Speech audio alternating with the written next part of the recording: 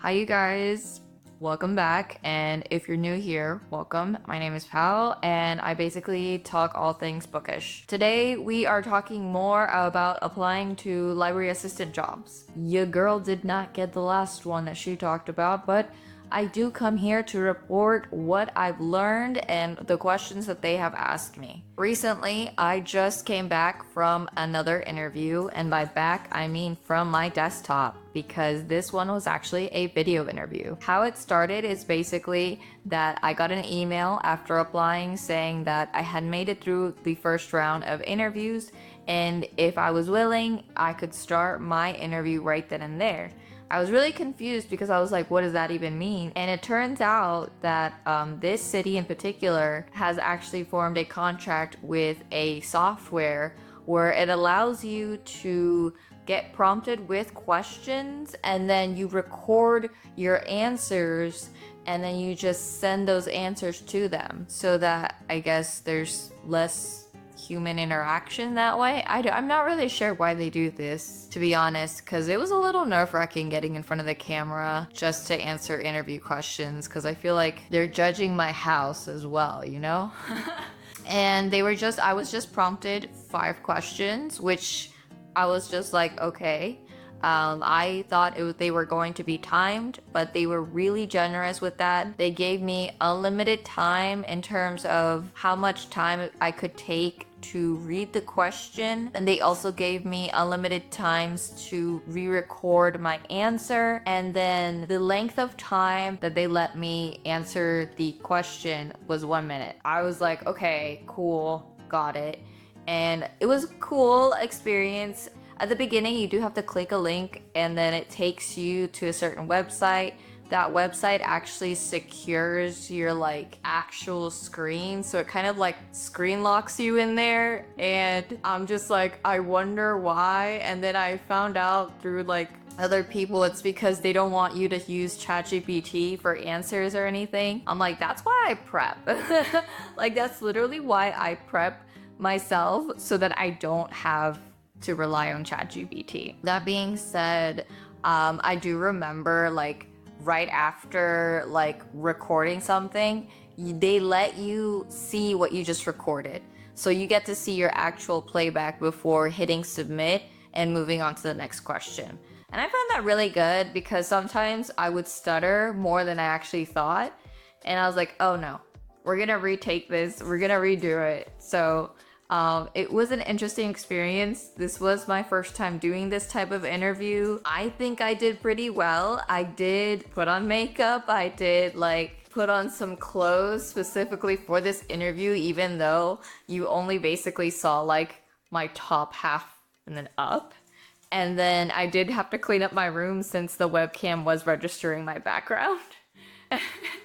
So it's just like, all right, let's do this, I guess. Just to start things off, the first question was, what interests you about working at a public library, especially with children? And I feel like they really emphasize, especially with children, because I did end up going on a deep dive on their library webpage, and they had recently renovated the majority of their libraries, because they had multiple branches, to cater to children, and not only just children but also disabled children who may have mobility problems, or just special needs kids who are sensitive to sensory stuff. And I really like that. That's really cool and considerate of them to do that for the community, and I found that really refreshing.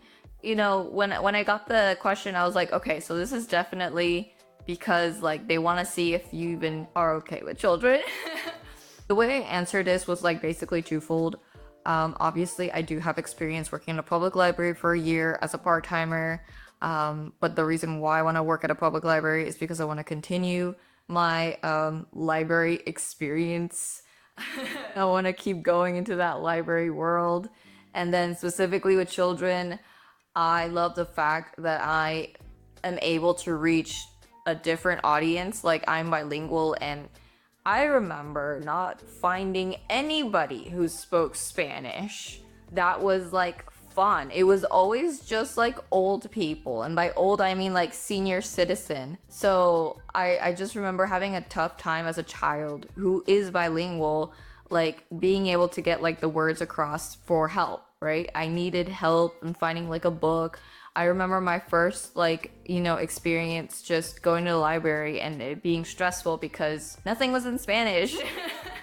Yeah, my first language was Spanish. So I think that it's just me paying that forward and being able to like not only cater to the people who speak English but also speak Spanish. So the second question was, public libraries serve everyone. How would you make sure families and children from all backgrounds feel welcome? And I feel like this was basically because I also went on their website and just saw that they are a diverse community. I'm talking about all walks of life, from like senior citizen to like, baby's first story time.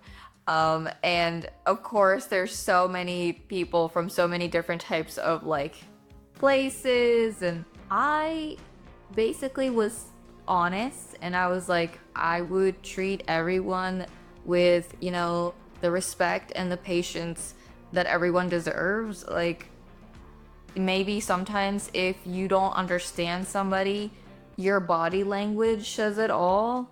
And if your body language is calm, if it's warm, if it's inviting, then they're gonna be warm and inviting and also patient with you. Because needless to say, if there is a language barrier, there is going to be, a delay response in what's going on and how people are able to help. But I feel like eventually, like, the message will get through and, anyone will be able to, like, help this person out. I don't know. I don't know if that was a good enough response. I just remember something along the lines of being kind, being patient, and being respectful to everybody who came into our doors and just trying to help them out as much as I could, as much as to my ability. And if I couldn't, then obviously I would get like a librarian or a supervisor involved. If it was like just out of my reach of being able to help them.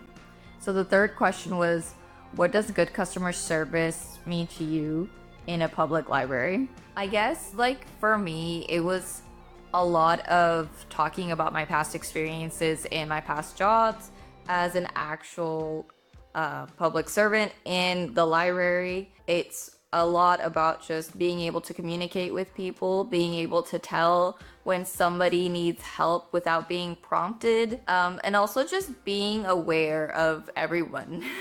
Like sometimes people aren't gonna ask for help when they actually need it, and you're just gonna have to just linger a little bit and be like, hey, need some help? I can help you out if you want. Not trying to like, cross your boundaries, but I'm here if you need me. And then like the other thing is just being respectful in general. I've had bad like experiences with just customer service in terms of like, I feel like they don't even want me to be there. I get scared and I freeze up and I end up not asking for help. And so I feel like creating like a warm environment, just like I said last time, just goes so far, especially with body language. Like body language is such a big thing. When you're approachable, like that's such a good indicator that you're doing your job because you're there to serve the public. So I feel like that was kind of the gist of my response to that question. I mean, I feel like if you have a personal story to tell about customer service, about serving someone in a really great way, that's a good way to also like answer that question. The next question was, do you have experience with public speaking or children programming? If so, what was it? Luckily, because I do have a communications background and obviously a year of library experience under my belt, I have experience with both. I remember having to retake this over and over again because I would go over it so long. In the gist of things, I said, yes, I have a background in communications, hence why I'm okay with public speaking. I've done big presentations before and small presentations for like internal staff. I've also have personally hosted my own like toddler story time while I was a part-timer, for another city. And I did enjoy it. And I also was a team member that helped with other people's programmings that needed like a little bit more like taking care of in terms of like setting up, breaking down, and then also just counting how many people actually attended the event. But yeah, essentially that was my question.